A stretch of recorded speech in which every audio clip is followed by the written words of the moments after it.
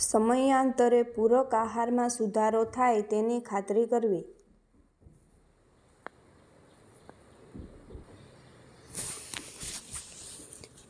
પૂરક ખોરાકની ખાતરી કરવામાં આપણે કેટલા આગળ વધ્યા છે? સારો પૂરક આહાર મેળવનારા બાળકો કોણ છે? અપૂરતા પ્રમાણમાં પૂરક આહાર મેળવનારા બાળકો કોણ છે? શું એવી કોઈ માતા છે કે જેણે આપણા દ્વારા મદદ મળ્યા બાદ પૂરતા પ્રમાણમાં પૂરક આહાર આપવાનું શરૂ કર્યું હોય? તેનામાં કેવી રીતે પરિવર્તન આવ્યું? બાળકના સંપૂર્ણ શારીરિક અને માનસિક વિકાસ માટે 6 મહિના બાદ સ્તનપાન સાથે પૂરક આહાર શરૂ કરવાના મહત્વ વિશે આપણે ચર્ચા કરી રહ્યા છીએ.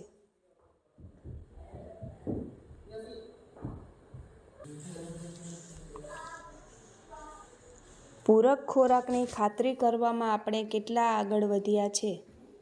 શું પૂરતો પૂરક આહાર આપવામાં આવતો હોય તેવા વધુ બાળકો આપણા ગામમાં છે? આપણે આ પ્રગતિને કેવી રીતે માપી શકીએ? શું આપણે બાળકના પૂરક આહારને આંકડાઓમાં રજૂ કરી શકીએ? તો કેવી રીતે? તમારા ઘર મુલાકાત આયોજન પત્રકમાં જુઓ અને પછી જવાબ આપો. જો તમે અમુક બાળકોના આહારની સ્થિતિ જાણતા ન હોય તો વાંધો નહીં. બાળકો કેવું કરી રહ્યા છે? શું તમને લાગે છે કે તેઓ સારી રીતે ખોરાક લે છે? એવી કઈ બાબતો છે કે જે પરિવારો સારી રીતે કરે છે અને સારી રીતે નથી કરતા? સૂચકાંક એટલે બાળકને કેવા પ્રકારનો ખોરાક આપવામાં આવે છે. કેટલાક બાળકોને સ્તનપાન કરાવવામાં આવે છે. એમાં 6 માસના બાળકો, 7 માસના બાળકો, 8 માસના બાળકો, 9 માસના બાળકો, એવી રીતે આંકડા રજૂ કરવાના. કેટલા બાળકોને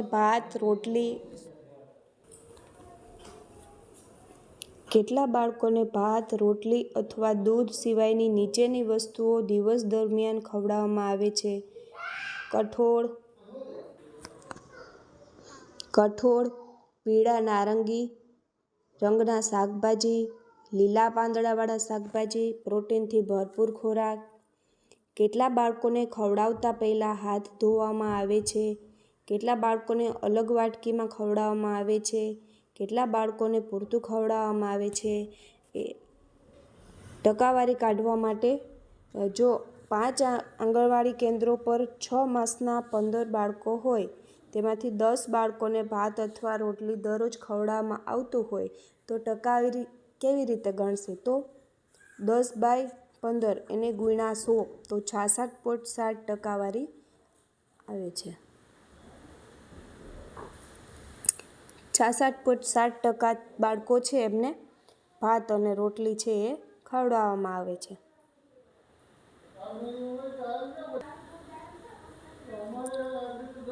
શું આપણે બાળકના પૂરક આહારને આંકડાઓમાં રજૂ કરી શકીએ?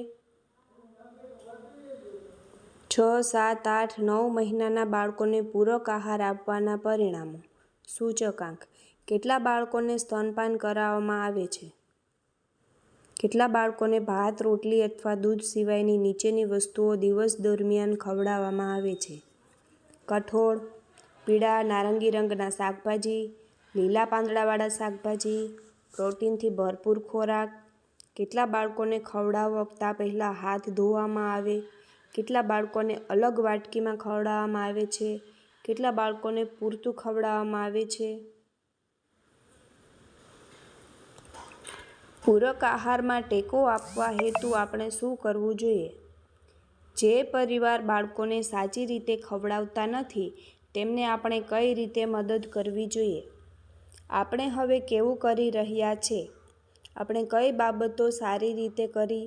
આપણે કઈ બાબતો સારી રીતે કરી નથી? પ્રવૃત્તિના અંતે તેમને સમજાવો કે આવા સત્રોમાં આવી વિગતો પર ચર્ચા કરવાનું આપણે શરૂ રાખીશું. સૂચકાંક: આવા બાળકોના કેટલા પરિવારોની તમે છેલ્લા મહિને મુલાકાત કરી? કેટલા પરિવારોમાં તમે તેમને પૂછ્યું હતું કે તેઓએ અગાઉના દિવસે શું રસોઈ બનાવી હતી? કેટલા પરિવારોમાં તમે તેમને પૂછ્યું હતું કે અગાઉના દિવસે બાળકને શું ખવડાવ્યું હતું? કેટલા બાળકોને અલગ વાટકીમાં ખવડાવવામાં આવ્યું હતું? કેટલા પરિવારોમાં તમે ઘરે બનાવેલ ખોરાકનો ઉપયોગ કરીને નિદર્શન આપ્યું હતું? પૂરક આહારમાં ટેકો આપવા હેતુ આપણે શું કરવું જોઈએ? આવા બાળકોના કેટલા પરિવારોની તમે છેલ્લે મુલાકાત કરી હતી? કેટલા પરિવારોમાં તમે તેમને પૂછ્યું હતું કે તેઓ અગાઉના દિવસે શું રસોઈ બનાવી હતી? કેટલા પરિવારોને તમે તેમને પૂછ્યું હતું કે અગાઉના દિવસે બાળકને શું ખવડાવ્યું હતું? કેટલા બાળકોને અલગ વાટકીમાં ખવડાવવામાં આવ્યું હતું? કેટલા પરિવારોમાં તમે ઘરે બનાવેલ ખોરાકનો ઉપયોગ કરીને નિદર્શન આપ્યું હતું? તે આપણે અહીંયા ઉંમર પ્રમાણે ચાર્ટ છે એ બાળકો નોંધવાના છે. બાળકે કેટલો ખોરાક લેવો જોઈએ? આપણે અગાઉ 6 મહિને પૂરક ખોરાક શરૂ કરવાનું તેમજ વિવિધતાવાળો ખોરાક આપવાનું મહત્ત્વ સમજી ગયા છે. આજે આપણે બાળકે જેટલી માત્રામાં ખોરાક લેવો જોઈએ તેનું મહત્ત્વ સમજીશું. બાળકે કેટલો ખોરાક લેવો જોઈએ? આપણે કેવી રીતે નક્કી કરી શકીએ કે બાળક માટે કેટલો ખોરાક પૂરતો છે? શું બાળકની વય સાથે ખોરાકની માત્રા પણ વધતી જાય છે?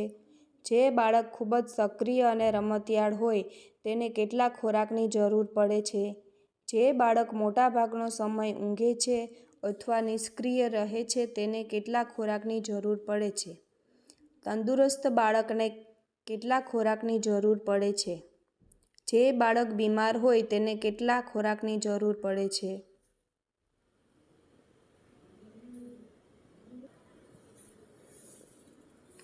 બાળક કેટલો ખોરાક લઈ શકે? એક વાટકીમાં જો દાળ ભાત, દહીં અથવા દાળ દૂધમાં પલાળેલી રોટલી બાળકને અમર્યાદિત માત્રામાં આપવામાં આવે તો બાળક દિવસ દરમિયાન કેટલું ખાઈ શકે? જો આપણે બાળક ઈચ્છે તેટલો ખોરાક ખવડાવી અલગ બાળકો અલગ માત્રામાં ખોરાક લેશે. અમુક વધુ ખોરાક લેશે, અમુક ઓછો. જો આપણે દરરોજ આવું કરીએ તો અલગ બાળકો અલગ દિવસે અલગ માત્રામાં ખોરાક લેશે. આવું કુદરતી છે. તમામ બાળકો હંમેશા સમાન માત્રામાં ખોરાક લેતા નથી. મોટાભાગના બાળકો નાના બાળકોની સરખામણીમાં વધુ ખોરાક લે છે. મોટા બાળકો નાના બાળકોની સરખામણીમાં વધુ ખોરાક લે છે. માંદા બાળકો ખાવાની ના પણ પાડી દે, પરંતુ તેઓ જેમ સાજા થવા લાગે તેમ તેની ભૂખ પરત ફરે છે. તેઓ અગાઉ કરતાં પણ વધુ ખોરાક લઈ શકે. વૈજ્ઞાનિકો દ્વારા કરવામાં આવેલ આવા પ્રયોગો આપણને જણાવે કે બાળક માતાના દૂધ પર હોય તેને ખોરાક આપવામાં આવે તો તેની વયને અનુરૂપ સરેરાશ નીચે દર્શાવેલ માત્રામાં ખોરાક લેશે. 9 માસ સુધી 24 કલાકમાં લગભગ 200 ગ્રામ અથવા 2 સ્ટાન્ડર્ડ વાટકી. 12 માસ સુધી 24 કલાકમાં લગભગ 300 ગ્રામ અથવા 3 સ્ટાન્ડર્ડ વાટકી. 18 માસ સુધી 24 કલાકમાં લગભગ 800 ગ્રામ અથવા 5 સ્ટાન્ડર્ડ વાટકી. જો બાળકને સ્તનપાન ન કરવામાં આવતું હોય તો બાળક વધુ ખોરાક લેશે. બાળક ક્રિયાશીલ હોય કે નિષ્ક્રિય, તંદુરસ્ત હોય કે પાતળું, કોઈપણ સંજોગોમાં બાળક ઉપરોક્ત દર્શાવેલ માત્રામાં ખોરાક લેવું જોઈએ.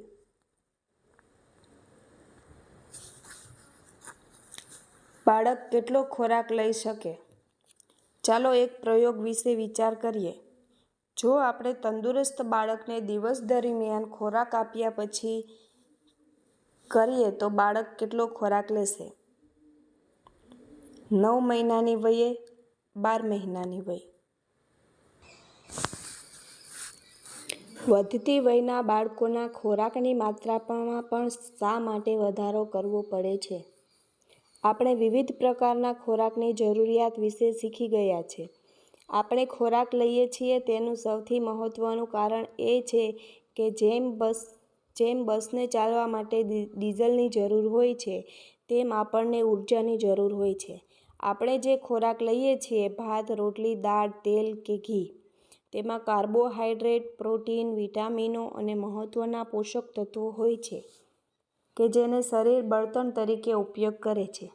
જેમ બસ ડીઝલનો ઉપયોગ કરે તેમ આટલા માટે જ વધતા બાળકોનું સંચાલન કરવા માટે વધુ ખોરાકની જરૂર પડે છે. બાળકોને નીચેના કારણોથી પુખ્ત વયના લોકો કરતાં પણ વધુ વિવિધ પ્રકારના પોષક તત્વોની જરૂર પડે છે. વૃદ્ધિ માટે સમગ્ર બાળપણ દરમિયાન બાળકની ઊંચાઈ અને વજન વધતા હોય છે. ખાસ કરીને માતાના ગર્ભમાં અને પ્રથમ 2 વર્ષ દરમિયાન. તેનો અર્થ એવો થાય કે હાડકાની લંબાઈ વધે. બાળકોને નીચેના કારણોથી પુખ્ત વયના લોકો કરતાં પણ વધુ વિવિધ પ્રકારના પોષક તત્વોની જરૂર પડે છે. વૃદ્ધિ માટે સમગ્ર બાળપણ દરમિયાન બાળકની ઊંચાઈ અને વજન વધતા હોય છે. ખાસ કરીને માતાના ગર્ભમાં અને પ્રથમ 2 વર્ષ દરમિયાન. તેનો અર્થ એવો થાય કે હાડકાની લંબાઈ વધે છે, સ્નાયુઓ વિકસે છે અને તમામ આંતરિક અવયવો મોટા બને છે. આ વૃદ્ધિ માટે દરેક પ્રકારના પોષણની જરૂર પડે છે. વૃદ્ધિમાં મદદરૂપ બનવા માટે પ્રોટીન, વિટામિનો, આયર્ન, ઝીંક અને ખૂબ પ્રમાણમાં ઉર્જા, કાર્બોહાઈડ્રેટ અને ચરબી. શીખવા માટે 2 વર્ષ સુધીમાં બાળકનું મગજ લગભગ મોટા મગજ જેટલું વધી જાય છે. બાળક ઝડપથી શીખે છે અને તે જેમ આજુબાજુની દુનિયા જોવે છે, સાંભળે છે અને સ્પર્શ કરે છે તેમ તેની યાદશક્તિ વધતી જાય છે. મગજના વિકાસ માટે દરેક પ્રકારના પોષણની જરૂર પડે છે અને તેમાં કોઈપણ પ્રકારની ઉણપ શીખવાની પ્રક્રિયા ધીમી પાડે છે. પ્રવૃત્તિ માટે દર મહિને બાળક વધુ પ્રવૃત્તિમય થતું જાય છે. પડખું ફરવું, ભાખોડિયા ભરવા, બેસવું, ઊભા થવું અને છેલ્લે ચાલવું. એ વસ્તુને પકડવા જાય છે, તેને ઉપાડે છે અને છોડે છે. વધુ લોકો સાથે મૈત્રીપૂર્ણ બને છે, તેમની સાથે રમે છે. પૂરતી પ્રવૃત્તિ વિના વૃદ્ધિ કે શીખ પૂરતા થતા નથી. પ્રવૃત્તિ કરવા માટે ખૂબ પ્રમાણમાં ઉર્જાની જરૂર પડે અને તેમાં ખૂબ જ પ્રમાણમાં કાર્બોહાઈડ્રેટ અને ચરબી વપરાય છે. ચેપ સામે લડવા માટે પ્રથમ 2 વર્ષ દરમિયાન જેમ જેમ બાળક મોટું થતું જાય તેમ તેમ તે વારંવાર બીમાર પડે છે. તાવ, ઝાડા અથવા શરદી અને ઉધરસ થયા કરે છે. તેના શરીરને ચેપ સામે લડતા શીખવા માટે તેને વિવિધ પ્રકારના આહારલક્ષી પોષક તત્વોની જરૂર પડે છે. પૂરતા પ્રમાણમાં પોષક તત્વોનો અભાવ તેની માંદગીનો સમયગાળો વધારી શકે છે, તેનો વજન ઘટી શકે અને ગંભીર રીતે બીમાર પડી શકે છે. વધતી વયના બાળકોના ખોરાકની માત્રામાં પણ શા માટે વધારો કરવો પડે છે?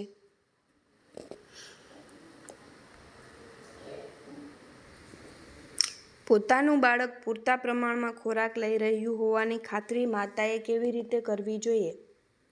જે બાળકને 6 માસની વયથી ખાવાની ટેવ પડી જાય છે, તે ત્યાર પછી પણ પૂરતો ખોરાક લે તેવી સંભાવના વધુ રહે છે. બાળક કેટલો ખોરાક લે છે તેનો સમગ્ર આધાર બાળકને કેટલી ભૂખ લાગી છે તેના પર રહે છે.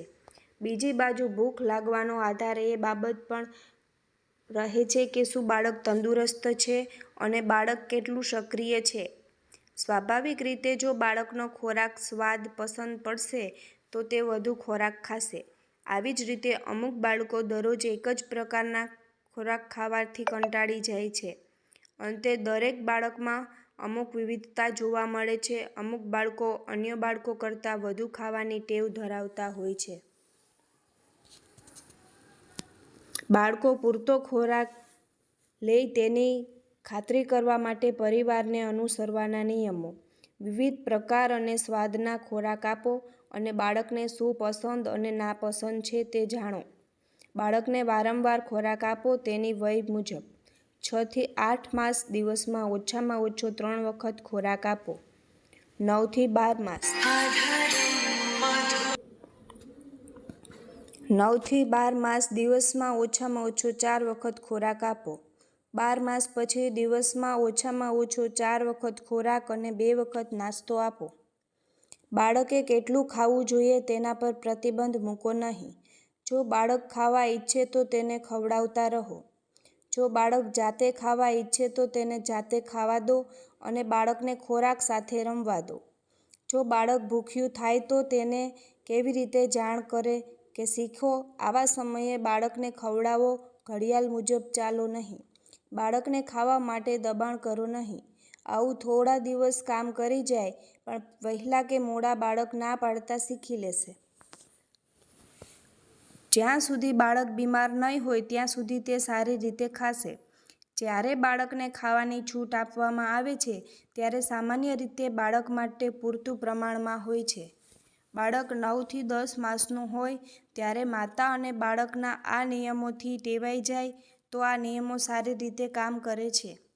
મોટા બાળક વધુને વધુ હઠીલા અને રમતિયાળ થઈ જાય છે અને ત્યાર પછી ખાવાની ટેવ પાડવી વધુ મુશ્કેલ બની જાય છે.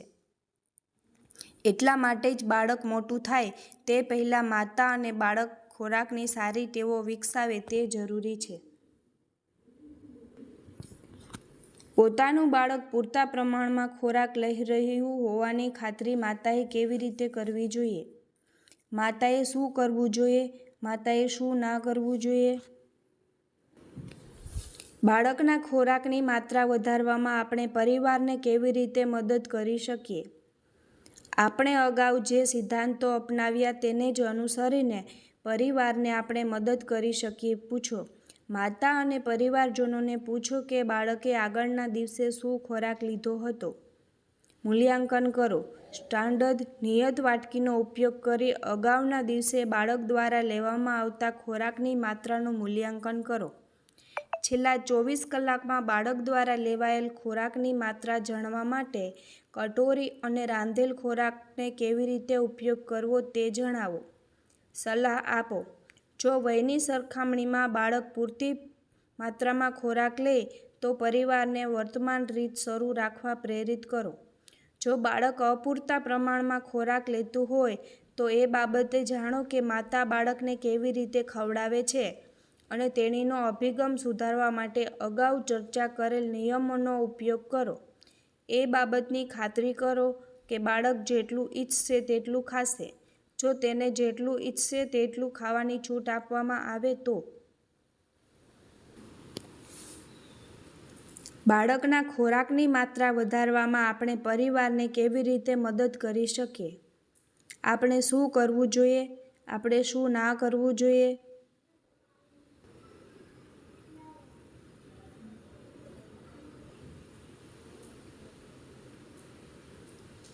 બાળક પૂરતા પ્રમાણમાં ખોરાક લેતું હોવાની ખાતરી કરવા માટે આપણે પરિવારને કેવી રીતે મદદ કરીશું? આપણે ઘર મુલાકાત કરવા માટે 6 માસનું બાળક ધરાવનાર પરિવારને પ્રાથમિકતા આપીશું. ઘર મુલાકાત વખતે બાળકને ખવડાવેલ વિવિધ ખોરાકની વસ્તુઓ વિશે પૂછવા ઉપરાંત સ્ટાન્ડર્ડ વાટકીનો ઉપયોગ કરીને આપણે એ બાબત પર જાણીશું કે બાળકે આગલા દિવસે કેટલી માત્રામાં ખોરાક લીધો. જો જરૂર જણાય તો આપણે માતાને બાળક જેટલું ઈચ્છશે તેટલો ખોરાક કેવી રીતે તેને લેવા દેવો તેની સમજ આપીશું. બાળક પૂરતા પ્રમાણમાં ખોરાક લે છે કે નહીં તેની ખાતરી કરવા માટે આપણે ફોલોઅપ કરીશું.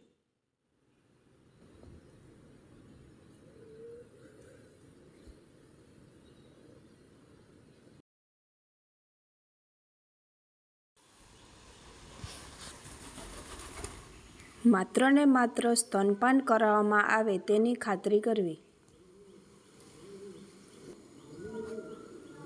આપણા વિસ્તારમાં કયા કયા રીત રિવાજો છે? શું 6 માસ કરતાં નાના બાળકોને માતાના ધાવણ ઉપરાંત નીચેનામાંથી કોઈ વસ્તુ આપવામાં આવે છે? સાદું પાણી, ઉકાળેલું પાણી, ચા, જ્યુસ, ફળોનો રસ, પ્રાણીજન્ય દૂધ, ફોર્મ્યુલા દૂધ, પાવડરવાળું દૂધ, ડબ્બાનું દૂધ, અન્ય કોઈ પ્રવાહી, બિસ્કિટ, અન્ય કોઈ પણ ખાવાની વસ્તુ? શું એવી કોઈ માતા છે કે જે પોતાના બાળકને જરા પણ સ્તનપાન કરાવી શકતી નથી અને બાળકને અન્ય દૂધ આપવામાં આવે છે? છેલ્લા 1 વર્ષમાં જીવિત જન્મેલા બાળકોમાંથી આવી કેટલી માતા જોવા મળી છે? આપણા વિસ્તારમાં કયા કયા રીત રિવાજો છે? આપણા સમુદાયમાં એવી કેટલી માતા છે કે જે બાળકને 1 વર્ષ સુધી સ્તનપાન કરાવે છે અને એવી કેટલી માતા છે જે બાળકને 2 વર્ષ સુધી સ્તનપાન કરાવે છે? કેટલા બાળકોને 6 માસ સુધી માત્ર ને માત્ર સ્તનપાન જ કરાવવામાં આવે છે? પ્રથમ 6 માસ દરમિયાન માતાના દૂધ સિવાય અન્ય શું આપવામાં આવે છે? કેટલા બાળકોને બોટલ દ્વારા દૂધ આપવામાં આવે છે?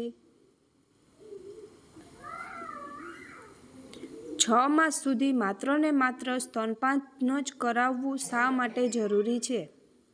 બાળકને પ્રથમ 6 માસ સુધી માતાના દૂધ સિવાય અન્ય કાંઈ પણ આપવાની હાનિકારક અસરો. બાળકને માતાના ધાવણ સિવાય અન્ય કાંઈ પણ આપવાથી ઝાડા અને અન્ય બીમારીઓ થઈ શકે છે. તેના બહારનું કંઈ પણ આપવાના કારણે જન્મના પહેલા કેટલાક મહિનાઓમાં બાળકને ઝાડા જેવી બીમારીઓ વારંવાર થાય છે, જેનાથી બાળકો કુપોષિત થઈ જાય છે અને તેનું મૃત્યુ થવાની સંભાવના વધી જાય છે. આવા મૃત્યુની સંખ્યા ઘટાડી શકાય છે જો બાળકને માત્ર ને માત્ર સ્તનપાન કરાવવામાં આવે. જે બાળકને માતાના દૂધ સિવાયના પ્રવાહી આપવામાં આવે તે બાળકો સ્તનપાન ઓછું કરે અને તેના કારણે માતાને આવતા ધાવણમાં પણ ઘટાડો થાય છે. જે માતાને માત્ર સ્તનપાન જ કરાવતી હોય ત્યાં સુધી તેણે માસિક સ્રાવ શરૂ થવાની કે જલ્દી સગર્ભા થવાની સંભાવનાઓ ઓછી રહે છે. જો બાળકને અન્ય પ્રવાહી આપવાનું શરૂ કરે તો પ્રસૂતિની તરત બાદ ફરીથી સગર્ભા થવાની સંભાવના વધી જાય છે. પ્રથમ 6 માસ સુધી બાળકને માત્ર ને માત્ર સ્તનપાન કરાવવાના ફાયદા નીચે મુજબ છે. 6 માસ સુધી બાળકના વિકાસ માટે માતાના ધાવણમાંથી મળતા પોષક તત્વો પૂરતા હોય છે. માતાના ધાવણમાં પૂરતા પ્રમાણમાં હોય છે. બાળકની પાણીની જરૂરિયાત પૂરી કરે છે. માતાના દૂધમાં 10 માંથી 9 ભાગમાં પાણી જ હોય છે. જો બાળકને તરસ લાગે તો તરસ્યું હોય તો તેને પાણીના બદલે માતાનું દૂધ આપવું ફાયદાકારક રહેશે, કારણ કે તે સ્વચ્છ હોય છે.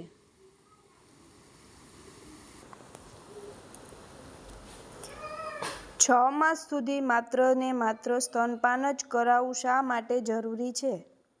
પ્રથમ 6 માસ દરમિયાન બાળકને માતાના દૂધ સિવાય અન્ય કોઈ વસ્તુ આપવાનું શું ગેરફાયદા છે?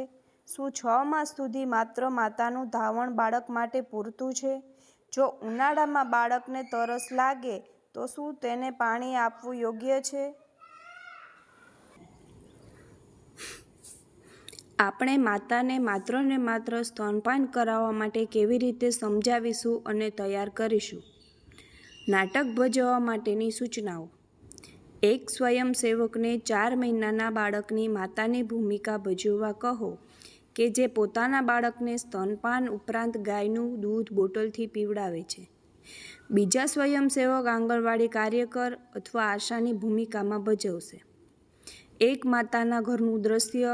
આંગણવાડી કાર્યકર આશા ઘર મુલાકાત કરે છે તેનું દ્રશ્ય. આંગણવાડી કાર્યકર માતાને માત્ર ને માત્ર સ્તનપાન કરાવવા સમજાવે છે.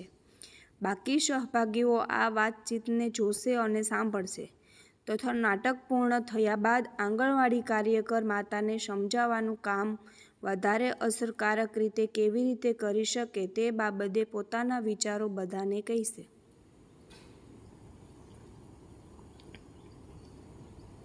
આપણે માતાને માત્ર ને માત્ર સ્તનપાન કરાવવા માટે કેવી રીતે સમજાવીશું અને તૈયાર કરીશું? કેમ ઘણી બધી માતાઓ પોતાના બાળકને માત્ર ને માત્ર સ્તનપાન નથી કરાવતી? માત્ર અને માત્ર સ્તનપાન ન કરાવવાના સર્વસામાન્ય કારણો અને તેના જવાબ. કારણો: ખૂબ ગરમીના કારણે બાળકનું ગળું સુકાઈ જશે એટલે તેને પાણી પીવડાવવું જરૂરી છે. તો સાચો જવાબ: માતાના ધાવણમાં 10 માંથી 9 ભાગમાં પાણી હોય છે.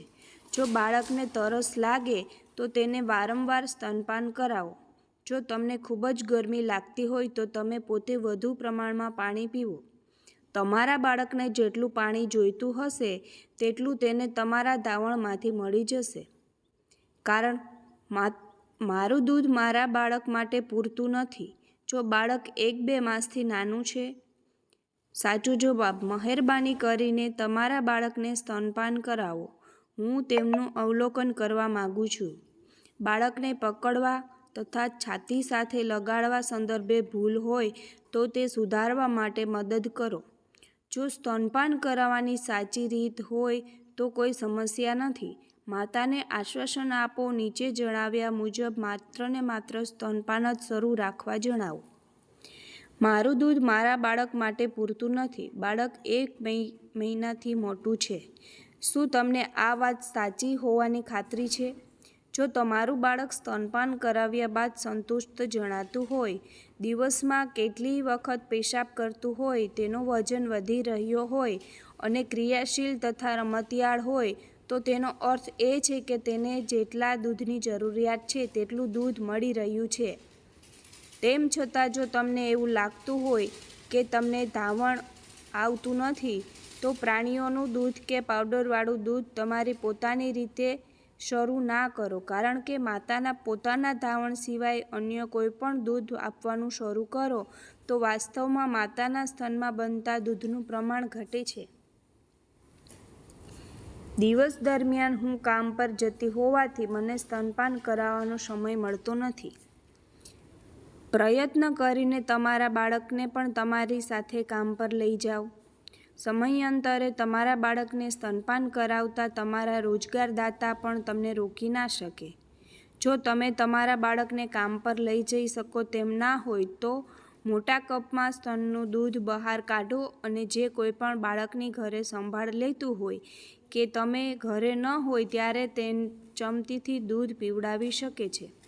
રાત્રે પણ વારંવાર સ્તનપાન કરાવવાનું ન ભૂલો. તેનાથી પૂરતા પ્રમાણમાં દૂધ બનતું રહેશે.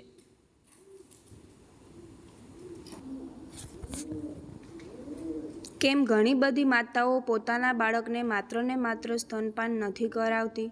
શા માટે ઘણી બધી માતાઓ સ્તનપાનની સાથે બાળકોને પાણી પણ પીવડાવી દે છે? શા માટે માતાઓ પોતાના દૂધની સાથે સાથે પ્રાણીઓનું દૂધ પણ પીવડાવી દે છે? આપણે એવી માતાઓને માત્ર ને માત્ર સ્તનપાન જ કરાવવા માટે કેવી રીતે મદદ કરી શકીએ?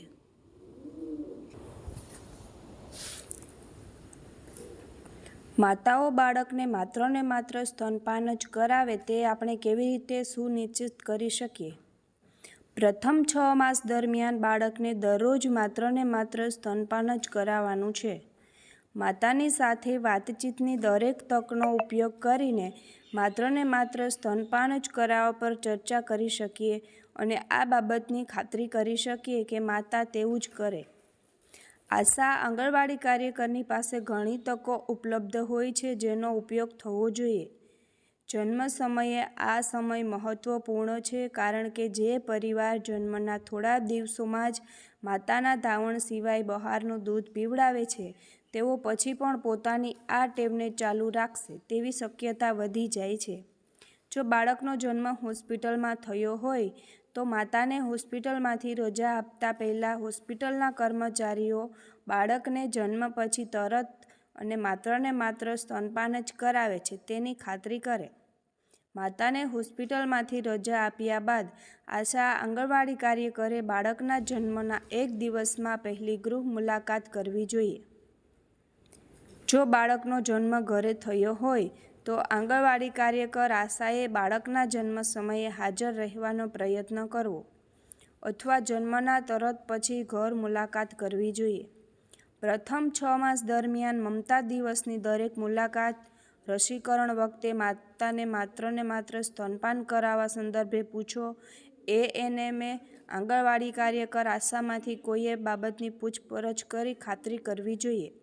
ખાસ કરીને બાળકના જન્મ પછી 3 મહિના બાદ ઘર મુલાકાત કરો. આ જ સમયે તે છે જ્યારે માતાઓ ઉપરી પ્રવાહી પાણી અથવા પ્રાણીજન્ય દૂધની શરૂઆત થવાની બીક સૌથી વધારે હોય છે.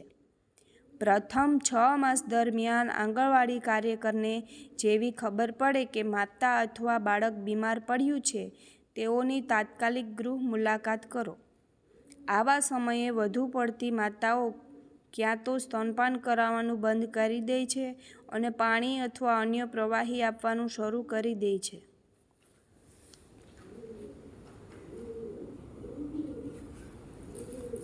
માતાઓ બાળકને માત્ર ને માત્ર સ્તનપાન જ કરાવે તે આપણે કેવી રીતે સુનિશ્ચિત કરી શકીએ? પ્રથમ 6 માસ દરમિયાન ક્યારે યોગ્ય સમય હોય જ્યારે માતાને સલાહ આપી શકાય છે?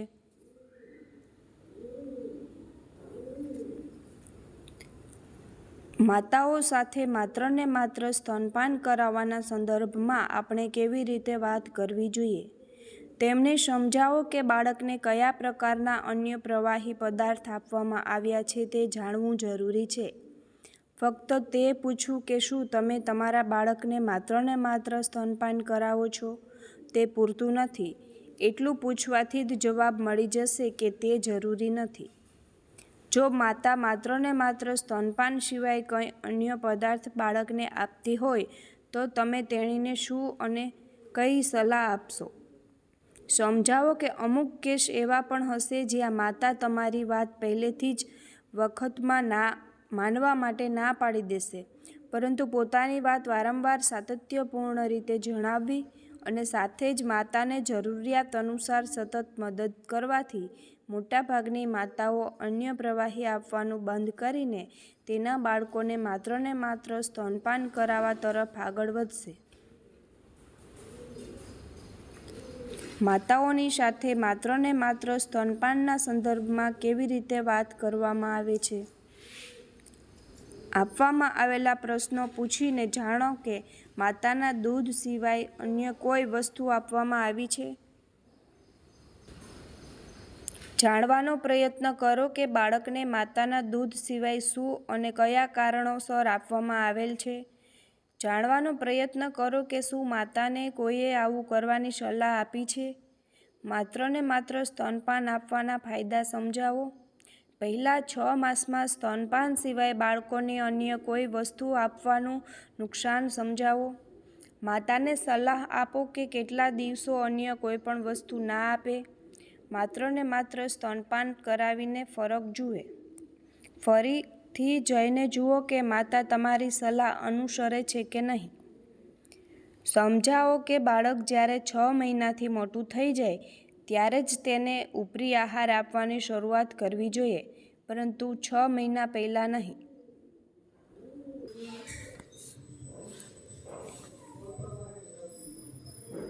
માતાઓ સાથે માત્ર ને માત્ર સ્તનપાન કરાવવાના સંદર્ભમાં આપણે કેવી રીતે વાત કરવી જોઈએ?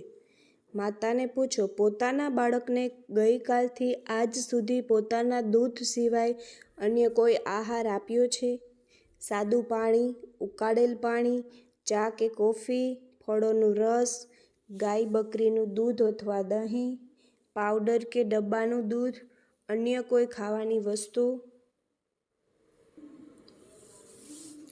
જો બાળકને બોટલ દ્વારા દૂધ પીવડાવવામાં આવે તો શું થશે? બોટલ દ્વારા દૂધ પીવડાવવાનું શું નુકસાન છે?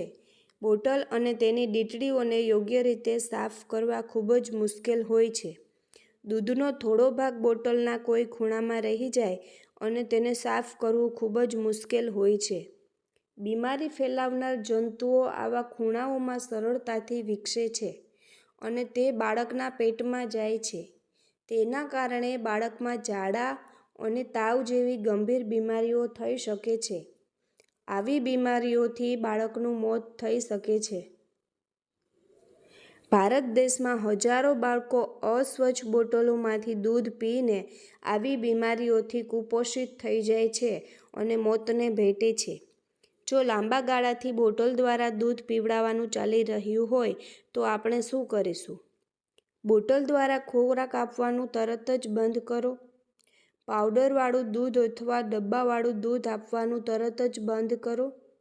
જો બાળક 6 માસ કરતાં નાનું હોય તો બોટલ બંધ કરી કપથી પ્રાણીજન્ય ગાય ભેંસનું દૂધ પીવડાવવાનું શરૂ કરો.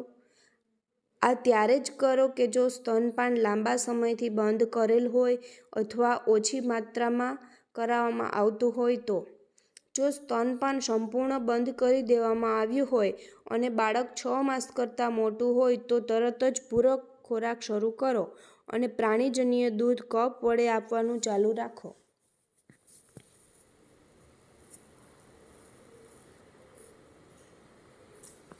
જો બાળકને બોટલ દ્વારા દૂધ પીવડાવવામાં આવે તો શું થશે? બોટલથી દૂધ પીવડાવવાથી શું નુકસાન છે?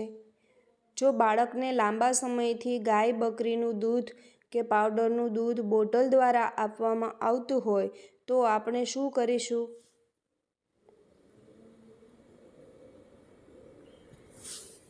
એક્શન પોઈન્ટ: એ બાબતની સમજ આપો કે હવે આપણે સત્રના અંત તરફ જઈ રહ્યા છીએ અને હવે આપણે તેનો સાર રજૂ કરીશું.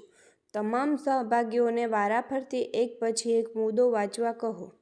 દરેક મુદ્દા પછી અટકો અને પૂછો કે શું તેઓ સહમત છે. એ બાબતની સમજ આપો કે આમાંથી અમુક બાબતો પર આપણે ઘણા સમયથી કામ કરતા આવ્યા છીએ, પરંતુ હવે પછીથી આપણે આ વાતોને આ જ ક્રમમાં દરેક માતાની સાથે કરીશું. એ બાબતની સમજ આપો કે તમે સુપરવાઇઝર વ્યક્તિગત દરેક કાર્યકર સાથે આ મુદ્દા પર આવનાર કેટલાક મહિનાઓ સુધી સમીક્ષા અને ચર્ચા કરતા રહેશો, જેથી તેને જાણી શકાય કે આ મુદ્દાઓનું યોગ્ય રીતે અમલીકરણ થઈ રહ્યું છે કે નહીં. આપણે પ્રથમ 6 માસ દરમિયાન માત્ર ને માત્ર સ્તનપાનને લગતી વાત કરવા માટે દરેક તકનો ઉપયોગ કરીશું. જન્મના તરત પછી પહેલી ઘર મુલાકાતના સમયે, પહેલા 6 મહિનામાં મમતા દિવસે મુલાકાત વખતે, ખાસ કરીને 3 મહિના પછી ઘર મુલાકાત દરમિયાન, પ્રથમ 6 માસ દરમિયાન જ્યારે પણ મા અથવા બાળક બીમાર પડે ત્યારે. આપણે એ બાબત જાણીશું કે બાળકને દૂધ સિવાય બીજું શું અને શા માટે આપવામાં આવી રહ્યું છે, અને ત્યાર પછી માતાને તરત બંધ કરવાની સલાહ આપીશું. આપણે બોટલ દ્વારા દૂધ પીવડાવવાની બાબતે જાણકારી મેળવીશું અને તરત બંધ કરાવીશું. આપણી સલાહને પરિવાર અનુસરે છે કે નહીં તે બાબતે ફોલોઅપ કરીશું.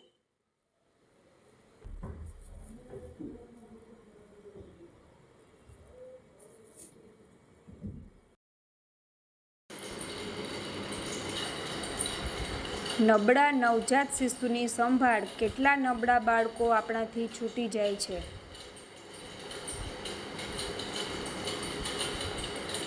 શું તમને યાદ છે કે આપણે નબળા બાળક નવજાત શિશુની ઓળખ કેવી રીતે કરીએ છીએ? જમણી બાજુએ આપેલી માહિતીનો ઉપયોગ કરી ચર્ચા આગળ ધપાવો અને સાચા જવાબ સુધી પહોંચો. જન્મના દિવસે નીચેની 3 સ્થિતિઓના અવલોકનના આધારે આપણે બાળક નબળું છે કે નહીં તેની ઓળખ કરી શકીએ છીએ. શું બાળકનો જન્મ સમયનો વજન 2 કિલોગ્રામ કરતાં કે તેથી ઓછો છે? શું બાળકનો જન્મ સગર્ભાવસ્થાના 8.5 મહિના પહેલાં જ થઈ ગયો છે? શું બાળક સારી રીતે સ્તનપાન નથી કરી શકતું? ઉપર લખેલા 3 સવાલોમાંથી જો કોઈ એકનો જવાબ પણ હા હોય તો સમજવું કે નવજાત બાળક નબળું છે. આવા બાળકોને જીવિત રાખવા માટે ખાસ સંભાળ આપવાની જરૂર હોય છે. એ ખબર કેવી રીતે પડશે કે નવજાત બાળક નબળું છે?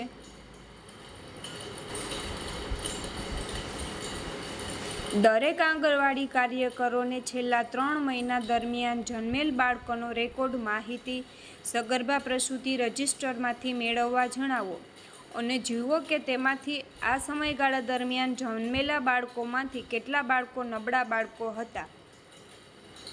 એવા નબળા બાળકોનો પણ સમાવેશ કરવામાં આવે કે જેમનો જન્મ થયા બાદ મરણ થઈ ગયું છે.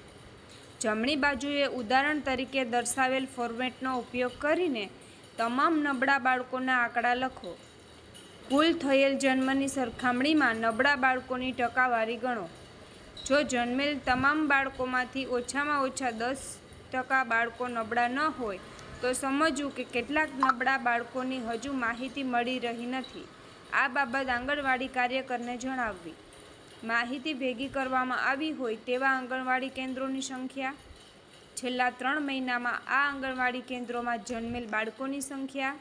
તેમાંથી જન્મ સમયે કુલ નબળા બાળકોની સંખ્યા.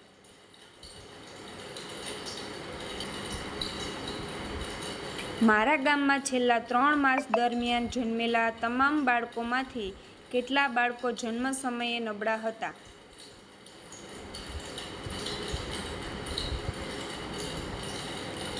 આંગણવાડી કાર્યકર્તાઓની ટૂલકીટ બહાર કાઢવા અને LMP-EDD ચાર્ટ ખોલવા કહો. સગર્ભાવસ્થાનું રજિસ્ટર પણ ખોલવા કહો. રજિસ્ટર મુજબ છેલ્લા 3 માસમાંથી થયેલ તમામ પ્રસૂતિ માટે રજિસ્ટરમાં નોંધાયેલ LMPની મદદથી EDD અને DOM ગણતરી કરો. પરિપક્વતા અને પ્રસૂતિની તારીખની સરખામણીમાં કરી જાણવાનો પ્રયત્ન કરો કે કોઈ ભાગમાં પ્રસૂતિની તાત્કાલિક પરિપક્વતાની તારીખ પહેલાં આવે છે. જો જરૂર જણાય તો પાનાની નીચેના કોષ્ટકનો ઉપયોગ કરીને આંગણવાડી કાર્યકરોની માર્ગદર્શન કરો. આ પ્રવૃત્તિ પછી નબળા બાળકોની જેમની પ્રસૂતિની તારીખ પરિપક્વતાની તારીખ પહેલાં હોય અથવા જન્મ સમયનો વજન 2 કિલોગ્રામ કરતાં કે તેનાથી ઓછો હોય તો તે ફરીથી ગણતરી કરો. સહભાગીઓને પૂછો કે શું તેમણે આમાંથી કોઈપણ બાળકનું જન્મના દિવસે જ સ્તનપાનનું અવલોકન કરેલ છે અને નોંધ્યું છે કે બાળક સારી રીતે સ્તનપાન નથી કરી રહ્યું. એ બાબત પર ધ્યાન દોરો કે જો તેઓએ બધા જ બાળકોનું જન્મના દિવસે જ અવલોકન કર્યું હોત તો તેમને કેટલાક બીજા પણ નબળા નવજાત શિશુઓની ઓળખ કરવામાં મદદ મળત. પરિપક્વતાની તારીખની ગણતરી કરવા માટે જરૂરિયાત અનુસાર નીચેના આપેલ કોષ્ટક 3નો ઉપયોગ કરો. આ ગણતરી પછી નબળા બાળકોની સંખ્યા કાર્ડ પર લખો. આ કાર્ડ બધાને બતાવો અને એ બાબતની ખાતરી કરો કે આંગણવાડી કાર્યકરોને સમજાવ્યું છે કે કેટલા નબળા બાળકોની ઓળખ થઈ છે. ત્યાર પછી બીજા કાર્ડ પર જાઓ. પ્રસૂતિની સંભવિત તારીખ EDD અને સમય પહેલાં જ જન્મ થવાની ગણતરી કરવી. પરિપક્વતા તારીખ પહેલાં થનાર કોઈપણ જન્મ સમય પહેલાંનો જન્મ છે. નીચે આપણને તે કોષ્ટક આપેલું છે તે કોષ્ટક દ્વારા આપણે સમજવાનો પ્રયાસ કરવાનો છે.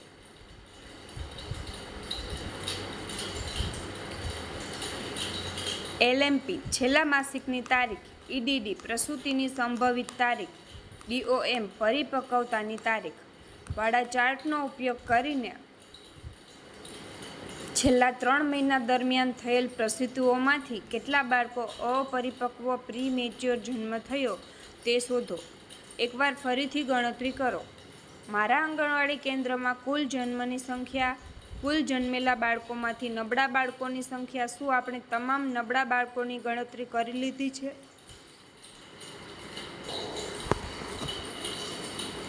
શું આપણે તમામ નબળા બાળકોની ઓળખ કરવા સક્ષમ છીએ? LMP એકદમ સાચી છે તે બાબતની ખાતરી કેવી રીતે કરવી? સગર્ભાવસ્થાની જેમ બને તેમ જલ્દીથી નોંધણી કરો. મહિલા ભૂલી જાય તે પહેલાં તેને LMP પૂછીને નોંધી લો. અમુક કેસમાં LMP કદાચ સાચી ના કાઢી શકાય. જ્યારે મહિલા અગાઉની પ્રસૂતિ પછી માસિક સ્ત્રાવ આવે તે પહેલાં જ ફરીથી સગર્ભા બને. જ્યારે મહિલાનું માસિક ચક્ર ખૂબ જ અનિયમિત હોય. EDD જાણવા માટે કેટલાક બીજા ઉપાયો પણ છે. EDD જાણ્યા બાદ પરિપક્વતાની ગણતરી ચાર્ટની મદદથી જાણી શકીએ છીએ. જો પ્રથમ ટ્રાઇમેસ્ટર ત્રિમાસિકનો અલ્ટ્રાસાઉન્ડનો સારો રિપોર્ટ ઉપલબ્ધ હોય તો તેનાથી કાઢવામાં આવેલી પ્રસૂતિની સંભવિત તારીખ LMPના આધારે કાઢવામાં આવતી પ્રસૂતિની સંભવિત તારીખ કરતાં વધુ સચોટ હોય છે. 6થા કે 7મા મહિને પેટની તપાસ કરીને ANM અથવા ડૉક્ટર અંદાજિત પ્રસૂતિની સંભવિત તારીખ જણાવી શકે છે. જો કોઈ માહિતી ના હોય તો તેનો ઉપયોગ કરી શકાય. જો પ્રસૂતિ હોસ્પિટલમાં થઈ હોય તો જન્મ સમયના બાળકના વજનની માહિતી હોસ્પિટલના રજિસ્ટરમાંથી મેળવી શકીએ છીએ. જો જન્મના પ્રથમ દિવસથી જ બાળક સ્તનપાન કરવામાં નબળું હોય તો બાળકને નબળું જ ગણવામાં આવશે. બાળકનું વજન 2 કિલોગ્રામ કરતાં વધુ હોય અને જન્મ પરિપક્વતાની તારીખ પહેલાં હોય તો તે પણ બાળક નબળું જ ગણાશે.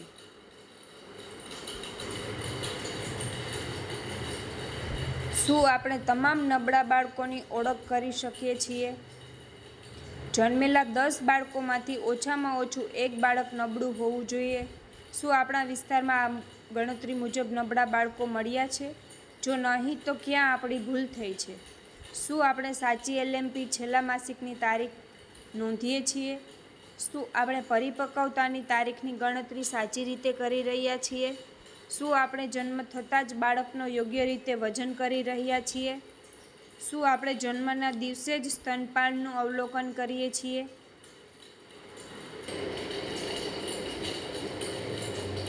સારાંશ: કોઈ પણ નબળું બાળક આપણાથી છૂટી ન જાય તેના માટે આપણે શું કરી શકીએ? આપણે આ તમામ પ્રવૃત્તિનું દર 3 મહિને પુનરાવર્તન કરીશું અને જાણીશું કે આપણા નબળા બાળકની ઓળખ વધુ સારી રીતે કરી શકીએ કે નહીં. સારાંશ. કોઈ પણ નબળું નવજાત બાળક આપણાથી રહી ના જાય તેના માટે આપણે શું કરી શકીએ? સગર્ભાવસ્થાની વહેલા નોંધણી વહેલા કરો અને એલએમપી પર તરત જ નોંધો. પરિપક્વતાની તારીખની ગણતરી સચોટ રીતે કરો અને જેમ બને તેમ ઝડપથી માતા અને પરિવારને પરિપક્વતાની તારીખની સાથે પ્રસૂતિની સંભવિત તારીખની પણ જાણ કરો. બાળકના જન્મ બાદ જેમ બને તેમ વહેલા બની શકે તો 24 કલાકની અંદર જ બાળકના ઘરની મુલાકાત કરો. જન્મના પ્રથમ દિવસે જ બાળકનું વજન કરો. જન્મના પ્રથમ દિવસે જ બાળકના સ્તનપાનનું અવલોકન કરો.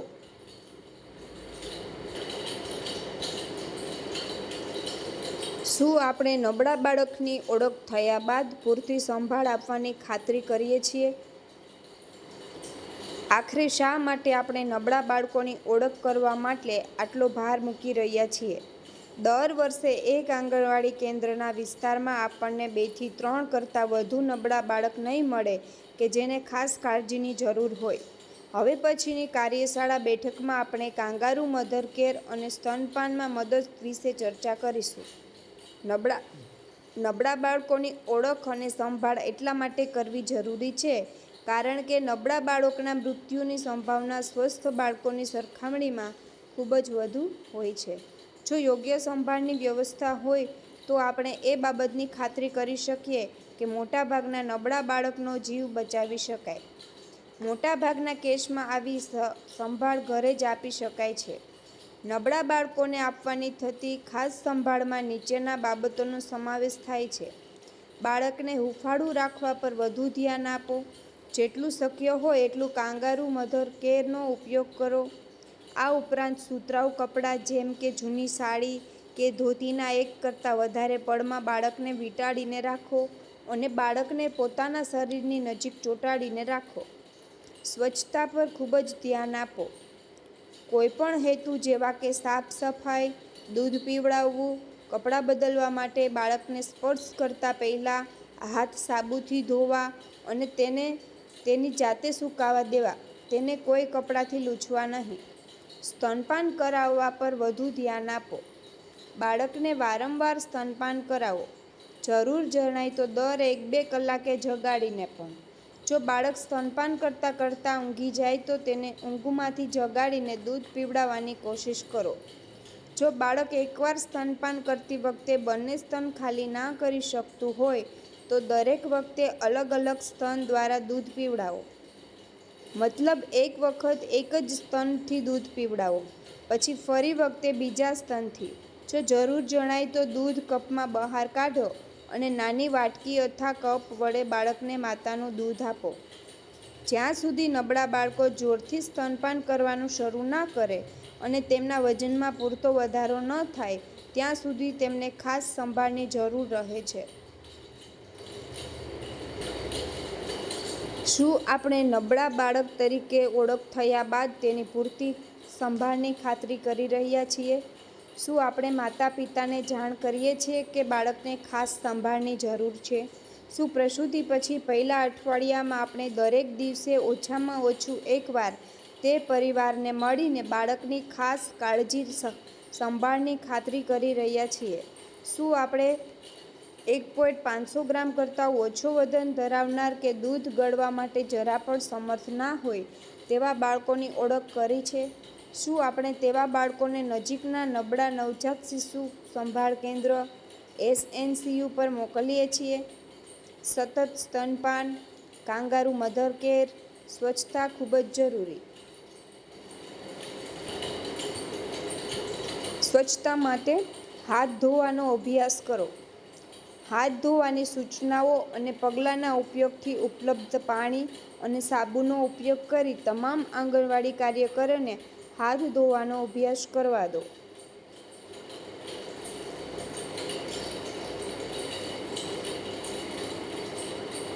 હાથ ધોવાનો અભ્યાસ કરો. નબળા બાળકોની ઓળખ અને સંભાળની નોંધ કરવી. નબળા બાળકને લગતી માહિતી આપણે ક્યાં નોંધવી? આશા વર્કર ઘર મુલાકાત આયોજન પત્રકમાં અથવા રાજ્ય સરકાર દ્વારા તેણીને આપેલી અન્ય રજિસ્ટરોમાં માહિતીની નોંધ કરશે. આંગણવાડી કાર્યકર નીચેના રજિસ્ટરોમાં માહિતી નોંધશે. સગર્ભાવસ્થા એલએમપી, ઈડીડી, ડીઓએમની માહિતી સગર્ભાવસ્થાની નોંધણી રજિસ્ટર 5માં કરવી જોઈએ. આ ઉપરાંત જો માતાનું નામ અગાઉથી પરિવારના પાના પર નોંધાયેલ ના હોય તો તેની નોંધ રજિસ્ટર 1માં કરવી જોઈએ. અધૂરા મહિને પ્રસૂતિની પીડાની ઓળખ રજિસ્ટર 9 વિભાગ 2માં નોંધ કરવી. સગર્ભાવસ્થાલક્ષી સમસ્યાઓને લગતા કેસને રેફર કરવા જોઈએ.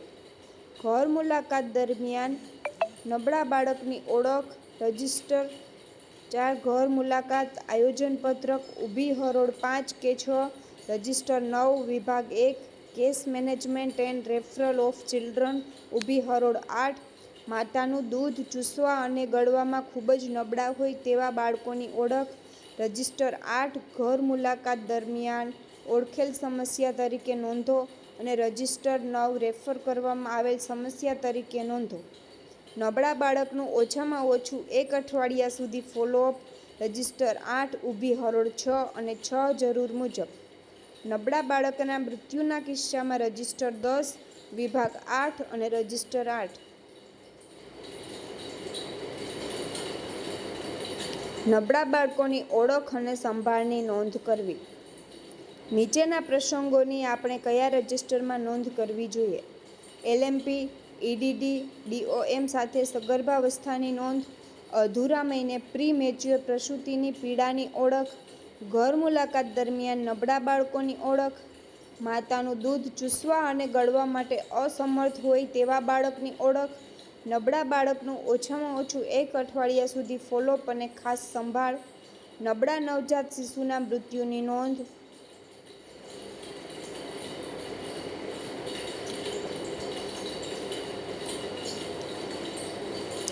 આપણે નબળા બાળકોની ગણતરીની પ્રક્રિયાને દર 3 મહિને આ બેઠકમાં કરીશું. આ સિવાય મુખ્ય સેવિકા અને એએનએમ પોતાની ગામ મુલાકાત દરમિયાન આશા અને આંગણવાડી કાર્યકર સાથે આ સંખ્યાનું અવલોકન કરશે. આજે આપણે શીખ્યા છીએ આપણાથી કેટલા નબળા છૂટી જાય છે અને શા માટે છૂટી જાય છે. નબળા બાળકોની ઓળખ અને સંભાળ કરવાની રીત બાબતે આપણે ફરીથી સમજ્યા. આપણે સમજ્યા કે નબળા બાળકોને સંબંધિત વિગતોની નોંધ ક્યાં કરવી. આપણે હાથ ધોવાની રીતનો અભ્યાસ કર્યો.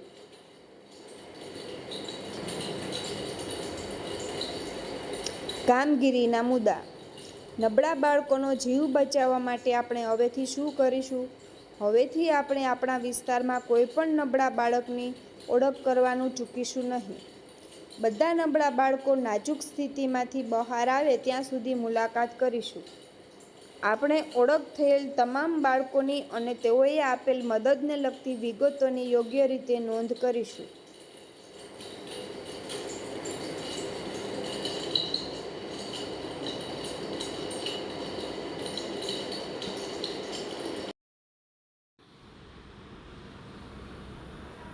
આપણે સમયસર પૂરક આહાર શરૂ કરવાની ખાતરી કેવી રીતે કરવી? પરિવારને પૂરક આહાર શરૂ કરવામાં આપણે કેવી રીતે મદદ કરી શકીશું? નાટક રો પ્લેની સૂચનાઓ. આ પાત્રોની ભૂમિકાઓ ભજવવા માટે 3 સહભાગીઓની સ્વયંસેવક તરીકે જરૂરિયાત છે. 6 મહિનાના બાળકની માતા, બાળકની દાદી, આશા અથવા આંગણવાડી કાર્યકર. આશા કે આંગણવાડી કાર્યકર એક એવા ઘરની મુલાકાત કરે છે કે જેના બાળકે 6 માસ પૂરા કરી લીધા છે. તેની માતા તથા દાદી સાથે બાળકને આહાર આપવા માટે વાતચીત કરે છે. વાતચીતનો હેતુ બાળકને દરરોજ પૂરક આહાર આપવામાં આવે તે છે. આશા કે આંગણવાડી કાર્યકર વાતચીત કરવા દરમિયાન વાટકી અને ચમચીનો ઉપયોગ કરીને પૂરક આહાર આપવાની સાચી રીત અને યોગ્ય માત્રા વિશે પરિવારને સમજાવી શકે છે. નાટક ભજવણીનો સમય 10 મિનિટનો રહેશે. વાતચીત દરમિયાન અન્ય સહભાગીઓ તે વાતને ધ્યાનથી સાંભળે તથા અગત્યના સંદેશાઓની નોંધ કરી લે. નાટક ભજવણીના અંતે આ નાટકની વાતચીત દરમિયાન સહભાગીઓને શું સાચું ખોટું લાગ્યું તેના ઉપર ચર્ચા કરો. નાટક રોલ-પ્લે ભજવણી. પરિવારને પૂરક આહાર શરૂ કરવામાં આપણે કેવી રીતે મદદ કરી શકીએ? આપણે પૂરક આહાર વિશે શું જાણીએ છીએ? પૂરક આહાર શરૂ કરવાની સાચી ઉંમર કઈ છે? 6 માસ પૂરા થયા બાદ આ ઉંમરની પહેલા પૂરક આહાર શરૂ કરવામાં શું નુકસાન થાય છે? 6 મહિના પહેલા સ્તનપાન સિવાય કંઈ પણ આપવાથી બાળકોને ઝાડા થવાની શક્યતા રહે છે. આ ઉંમર બાદ પહેલા પૂરક આહાર શરૂ કરવામાં શું નુકસાન થાય છે? 6 માસ પૂરા થયા પછી માત્ર ને માત્ર સ્તનપાન બાળક માટે પૂરતું હોતું નથી. બાળકની લંબાઈ અને વજનને વધારવા માટે મગજ બુદ્ધિના યોગ્ય વિકાસની ખાતરી કરવા માટે માતાના દૂધની સાથે સાથે પૂરક આહાર ખવડાવવો જરૂરી છે. આ ઉંમરમાં બાળકને રમવા તથા બીમારીઓની સામે લડવા માટે પણ પૂરક આહારની જરૂર પડે છે. બાળકને શરૂઆતમાં કયો પૂરક આહાર આપવો જોઈએ? 6 માસ પછી શરૂઆતથી જ બાળકને ઘરમાં ઉપલબ્ધ ખાવાની વિવિધ ચીજવસ્તુઓ ખવડાવવી જોઈએ. બાળકને જે ખાવું ગમે તે ખવડાવો. ધ્યાન રાખો કે ખોરાક નરમ, મુલાયમ મસળીને જ ખવડાવવાનો છે, જેથી કરીને બાળકને ચાવવાની જરૂરિયાત ના રહે. શું આપણે શરૂઆતના તબક્કે દાળનું પાણી કે ભાતનું સ્ટાર્ચ આપવું જોઈએ? ના, બાળકને માતાના દૂધ સિવાય કોઈપણ પ્રવાહી આપવાની જરૂરિયાત નથી.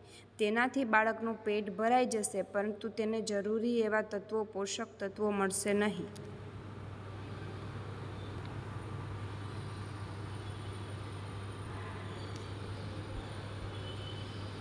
આપણે પૂરક આહાર વિશે શું જાણીએ છીએ? પૂરક આહાર શરૂ કરવાની સાચી ઉંમર કઈ છે? આ ઉંમરની 6 માસ પહેલા પૂરક આહાર શરૂ કરવાથી શું નુકસાન થાય છે? આ ઉંમર 6 માસ પૂરા થયા બાદ તરત પૂરક આહાર શરૂ ન કરવાથી શું નુકસાન છે? બાળકને શરૂઆતમાં ઉપરી આહારમાં શું આપવું જોઈએ? શું શરૂઆતના તબક્કે દાળનું પાણી કે ભાતનું સ્ટાર્ચ આપવું જોઈએ?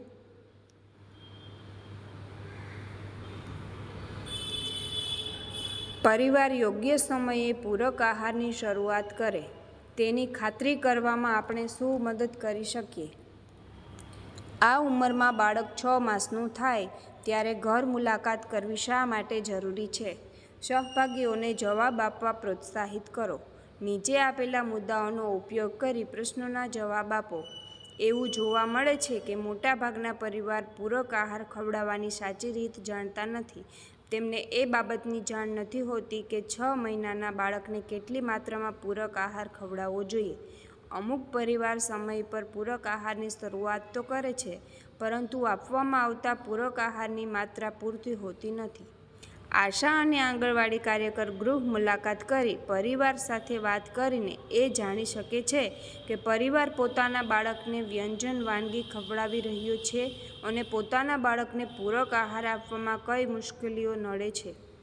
આશા અને આંગણવાડી કાર્યકરના માટેના કામના મુદ્દા એક્શન પોઈન્ટ જેનાથી પરિવાર સમયસર પોતાના બાળકને પૂરક આહાર શરૂ કરે તેની ખાતરી કરી શકાય. પરિવારને બાળકના 5મા કે 6ઠા મહિનાની શરૂઆત થાય ત્યારથી સલાહ પરામર્શ આપવાની શરૂઆત કરો. જાણકારી મેળવો કે બાળકને માતાના દૂધ સિવાય પૂરક આહારમાં બીજી કઈ કઈ વસ્તુઓ આપવામાં આવે છે તથા 6 માસ સુધી બાળકને માત્ર ને માત્ર માતાનું ધાવણ જ આપવામાં પરિવારને પ્રોત્સાહિત કરો. પરિવારને સમજ આપો કે 6 માસ પછી સ્તનપાન સાથે બાળકને પૂરક આહાર પણ આપવો જોઈએ તથા પૂરક આહારમાં ઘરે રાંધેલો ખોરાક ખવડાવવો જોઈએ. એ બાબત જાણો કે શું તેમને ત્યાં અન્નપ્રાશન કે મુંહમુઠ્ઠી જેવી કોઈ પરંપરા અનુસરવામાં આવે છે? પરિવારને બાળકના 6 માસ પૂરા થયા બાદ સલાહ પરામર્શ આપો. જાણકારી મેળવો કે પૂરક આહાર શરૂ કરવામાં આવ્યો હોય તો બાળકને શું આપવામાં આવે છે. જાણકારી મેળવો કે શું બાળકને અલગ વાટકી કે થાળીમાં ખવડાવવામાં આવે છે. પરિવારને ઘરે બનાવેલ ખોરાક બાળકને ખવડાવવામાં યોગ્ય બનાવવા કેવી રીતે તૈયાર કરવો તે તૈયારી કરી બતાવો તથા બાળકને અલગ વાટકીમાં લઈને ખવડાવો. જાણકારી મેળવો કે પરિવારને પોતાના બાળકને પૂરક આહાર ખવડાવવામાં કોઈ સમસ્યા તો નથી આવતી ને? બાળકને યોગ્ય સમયે પૂરક આહાર શરૂ કરવામાં આવે તેની ખાતરી કરવા આપણે શું કરી શકીએ? બાળકને કઈ ઉંમરથી પૂરક આહાર શરૂ કરવા માટે આપણે બાળકના પરિવાર સાથે વાત કરવી જોઈએ? શું બાળક 6 મહિના પૂરા કરે એટલે પૂરક આહારની શરૂઆત કરી દેવી જોઈએ? આપણે પરિવારને કેવી રીતે વિશ્વાસ અપાવી શકીએ કે બાળક 6 માસનું થાય એટલે પૂરક આહાર ખવડાવી શકાય? બાળક 6 માસનું થાય તે પહેલાં જ પરિવારે બાળકને પૂરક આહાર આપવાનું શરૂ કરી દીધાની આપણને જાણ થાય ત્યારે આપણે શું કરવું જોઈએ?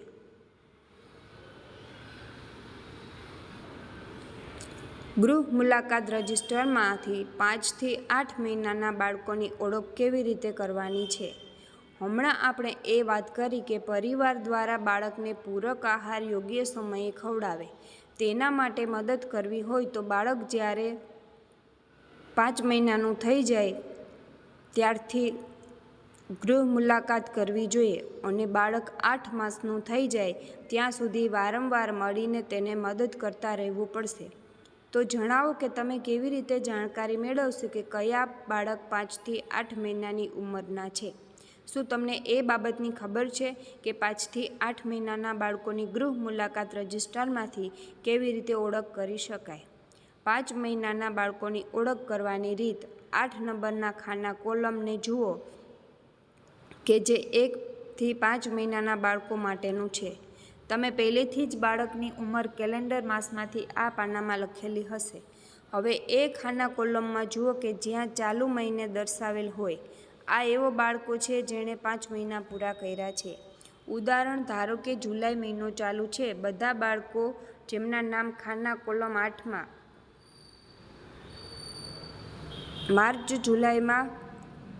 માર્ચ જુલાઈ માસમાં નોંધાયેલા છે તેમણે પોતાનો 5મો મહિનો પૂરો કરી લીધો છે.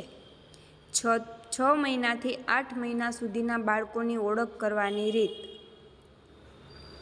ગૃહ મુલાકાત રજિસ્ટરના ખાના કોલમ નંબર 9માં રહેલ કેલેન્ડર મહિનો જુઓ.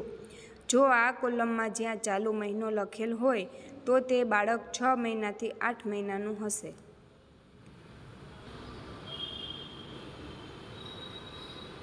ગૃહ મુલાકાત રજિસ્ટરમાંથી 5 મહિનાથી 8 મહિનાના બાળકોની ઓળખ કેવી રીતે કરવી? અહીં આપેલ ચાર્ટ મુજબ આપણે જોઈ શકીએ છીએ. સમયસર પૂરક આહાર શરૂ કરવાની ખાતરી કરવા માટે આપણે કેટલા પ્રયત્નો કરવા પડશે? દરેક આંગણવાડી કેન્દ્રના વિસ્તારમાં દર મહિને ઓછામાં ઓછા 2 બાળકનો જન્મ થાય છે. આમ દર મહિને 2 બાળક એવા હશે કે જે 5 મહિના પૂરી કરી શકતા હોય. આવી જ રીતે 6 થી 8 માસના બાળકો 5 થી 6 હશે. જો આપણે દર મહિને આ બાળકોના પરિવારની એક ગૃહ મુલાકાત કરીએ તો આ તમામ બાળકોને ત્યાં ગૃહ મુલાકાત કરી શકાય. તેના માટે દર મહિને 8 ઘર મુલાકાતો કરવાથી થાય. દર ઘર મુલાકાત વખતે જરૂરી સમય. એવા બાળકો કે જેમણે યોગ્ય માત્રામાં હજુ પૂરક આહાર ખાવાનું શરૂ ન કર્યું હોય તેના માટે આવી મુલાકાતો વખતે આપણે વધુ સમય આપવાની જરૂર રહેશે. મુલાકાત દરમિયાન આપણે ખોરાક બનાવવાની અને આપવાની રીતનું નિદર્શન કરવું પડશે. દર મુલાકાત માટે લગભગ 20 મિનિટ જેટલો સમય જોઈશે. એક વખત જો પરિવારને સારી રીતે સમજમાં આવી જાય કે બાળકને પૂરક આહાર યોગ્ય માત્રામાં કેવી રીતે આપવાનો છે પછી ગૃહ મુલાકાતનો સમય 5 મિનિટ. આ જ બાબત એવા પરિવારોને પણ લાગુ પડે છે કે જેઓ યોગ્ય રીતે અને યોગ્ય માત્રામાં પૂરક આહાર તેમના બાળકને આપે છે. સમયસર પૂરક આહાર શરૂ કરવાની ખાતરી કરવા માટે આપણે કેટલા પ્રયત્નો કરવા પડશે? દરેક આંગણવાડી કેન્દ્રમાં તમારી પાસે કેટલા એવા બાળકો છે જેમણે પોતાનો 5મો મહિનો પૂરો કરી લીધો છે? દરેક આંગણવાડી કેન્દ્રમાં તમારી પાસે 6 થી 8 મહિનાના કેટલા બાળકો છે? દરેક ગૃહ મુલાકાતમાં કેટલો સમય લાગવો જોઈએ?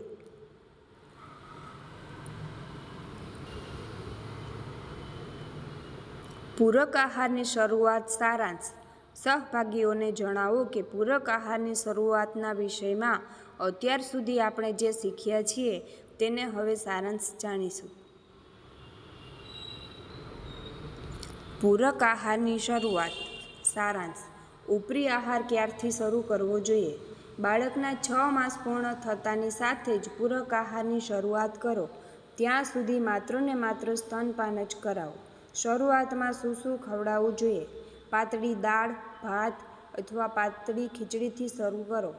શાક, દહીં, ઘી, તેલ વગેરેમાંથી ઘરે જે ઉપલબ્ધ હોય તે ઉમેરીને મસળીને આપો. એવા પરિવાર જે માંસાહારી છે તેઓ ઘરમાં ખાવામાં આવતા તમામ ખાદ્ય પદાર્થ બાળકને ખવડાવી શકે છે. આ ખાદ્ય પદાર્થોમાંથી સારી માત્રા અને ગુણવત્તાવાળું પ્રોટીન, વિટામિન A અને D મળે છે. બાળકને આપવાનો ખોરાક સારી રીતે રાંધેલ, નરમ અને અર્ધઘટ હોવો જોઈએ. દાળનું પાણી, ભાતનું ઓછામણ ન આપવું. ચા, કોફી વગેરે પીણાં આપવા નહીં. પૂરક ખોરાક કેવી રીતે આપવો? અલગથી વાટકી, ચમચીની મદદથી ખવડાવો. ઉપરી આહારને યોગ્ય રીતે મસળીને ખવડાવો. શરૂઆતમાં પૂરક આહાર નરમ અને ગળવામાં સરળ હોવો જોઈએ. ખોરાક તૈયાર કરતા પહેલાં અને બાળકને ખવડાવતા પહેલાં તમારા હાથ સાબુથી ધુઓ. કોણે ખોરાક આપવો જોઈએ? પરિવારનો કોઈપણ સભ્ય કે જે પૂરતી સંભાળ રાખી શકે અને પૂરતો સમય આપી શકે.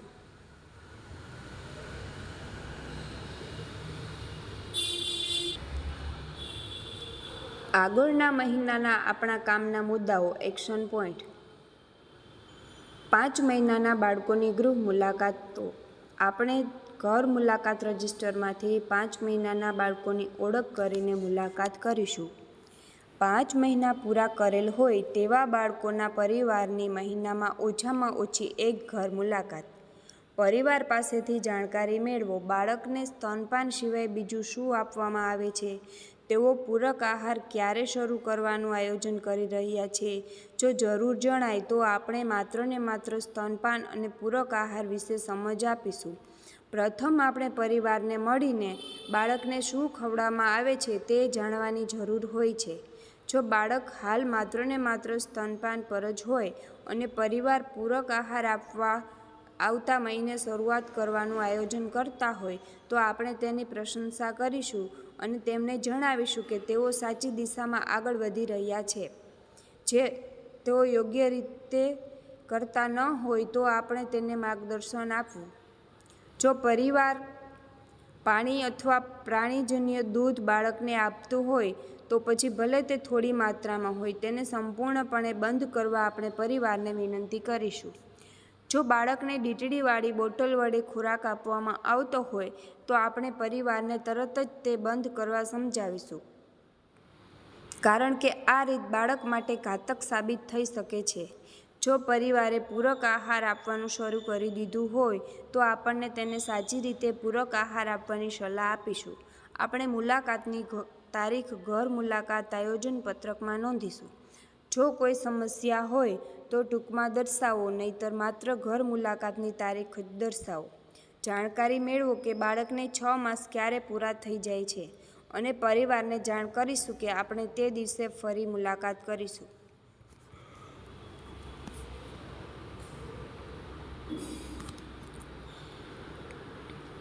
પાંચ મહિનાના બાળકોની ગૃહ મુલાકાત. આપણે ગૃહ મુલાકાત રજિસ્ટરમાંથી 5 મહિનાના બાળકોની ઓળખ કરીને તેમની ગૃહ મુલાકાત કરીશું. આપણે પરિવાર પાસેથી નીચેની બાબતો જાણીશું. સ્તનપાન સિવાય બાળકને પૂરક આહારમાં બીજું શું ખવડાવવામાં આવે છે? પૂરક આહાર ક્યારથી શરૂ કરવાનું વિચાર્યું છે? જો જરૂર જણાય તો આપણે માત્ર ને માત્ર સ્તનપાન અને પૂરક આહારની સમજ આપીશું. ગૃહ મુલાકાતની તારીખની આપણા ગૃહ મુલાકાત આયોજન પત્રકમાં નોંધ રાખીશું. આગળના મહિનાના આપણા કામના મુદ્દાઓ. 6 થી 8 મહિનાના બાળકોની ગૃહ મુલાકાત. આપણે ગૃહ મુલાકાત રજિસ્ટરમાંથી 6 થી 8 મહિનાના બાળકોની ઓળખ કરી તેમની ગૃહ મુલાકાત કરીશું. બાળક 6 મહિના પૂરા કરે કે તરત જ આપણે એક વખત પરિવારને મળીશું. જ્યાં સુધી પૂરક આહાર યોગ્ય રીતે પરિવાર બાળકને ખવડાવવાનું શરૂ ના કરે ત્યાં સુધી આપણે દર મહિને ઓછામાં ઓછી એક મુલાકાત કરીશું. જો પૂરક આહાર ખવડાવવામાં સમસ્યા હોય તો આપણે પરિવારની વારંવાર મુલાકાત કરીશું. આપણે પરિવાર પાસેથી જાણીશું કે બાળક એક દિવસમાં કેટલો ખોરાક ખાય છે, બાળક કેવા પ્રકારનો ખોરાક ખાઈ રહ્યો છે, બાળકને કોણ ખોરાક ખવડાવે છે. બાળકને ખોરાક આપતી વખતે આપણે જાતે જ હાજર રહીશું અને જરૂરી સલાહ પરામર્શ આપીશું. ઘરે રાંધેલા અર્ધઘટ ખોરાક બાળકને કેવી રીતે ખવડાવવો તેની રીતનું આપણે નિદર્શન આપીશું. પૂરક આહારના શરૂઆત દિવસોમાં માતા અને પરિવારને મદદ અને સલાહ પરામર્શની જરૂર હોય અને આ મદદ આપણે પૂરી પાડીશું. શરૂઆતમાં જો પરિવારના સભ્યો એ બાબત પર સહમત ન થાય કે આ ઉંમરના બાળકને પૂરક આહાર શરૂ કરી શકાય તો આપણે ગૃહ મુલાકાત દરમિયાન ઘરે બનાવેલ ખોરાક મસળીને તેમજ અલગ વાટકી દ્વારા પરિવાર સામે બાળકને ખવડાવીશું અથવા આપણે પરિવારના સભ્યોને આપણી પાસે તેમની જાતે બાળકને ખવડાવવામાં કહીશું. જ્યારે માતા અને બાળક બંનેને પૂરક આહારની આદત થઈ જાય તો બહુ ઓછી મદદની જરૂરિયાત અનુભવાશે. પૂરક આહારનો મતલબ છે સાથે સ્તનપાન આપવામાં આવે તેની ખાતરી કરવી પડશે. બાળક 2 વર્ષનું થયા ત્યાં સુધી સ્તનપાન આપવું બાળક માટે ફાયદાકારક હોય છે. ગૃહ મુલાકાતની તારીખની આપણા ગૃહ મુલાકાત આયોજન પત્રકમાં નોંધ રાખીશું. જો કોઈ સમસ્યા હોય તો તે ટૂંકમાં દર્શાવો, નહીંતર માત્ર ગૃહ મુલાકાતની તારીખ જ દર્શાવો. જો ગામમાં સાર્વજનિક અન્નપ્રાશન દિવસની ઉજવણી કરવાની પરંપરા હોય તો આપણે તમામ બાળકો અને તેના પરિવારોને તે પ્રસંગ માટે આમંત્રિત કરીશું. આગળના મહિનાના આપણા કામના મુદ્દાઓ 6 થી 8 મહિનાના બાળકોની ગૃહ મુલાકાત. આપણે ગૃહ મુલાકાત રજિસ્ટરમાંથી 6 થી 8 મહિનાના બાળકોની ઓળખ કરી તેમની ગૃહ મુલાકાત કરીશું. આપણે પરિવાર પાસેથી જાણીશું કે બાળક એક દિવસમાં કેટલો ખોરાક ખાય છે, બાળકને શું ખોરાક આપવામાં આવે છે, કોણ ખવડાવે છે. બાળકને ખોરાક આપવાના સમયે આપણે હાજર રહીશું, જોઈશું અને જરૂરિયાત મુજબ સલાહ પરામર્શ આપીશું. ઘરે રાંધેલ અર્ધઘટ ખોરાક બાળકને કેવી રીતે ખવડાવવો તેની રીતનું આપણે નિદર્શન આપીશું. આપણે ગૃહ મુલાકાતની તારીખને આપણા પોતાના ગૃહ મુલાકાત આયોજન પત્રકમાં નોંધીશું.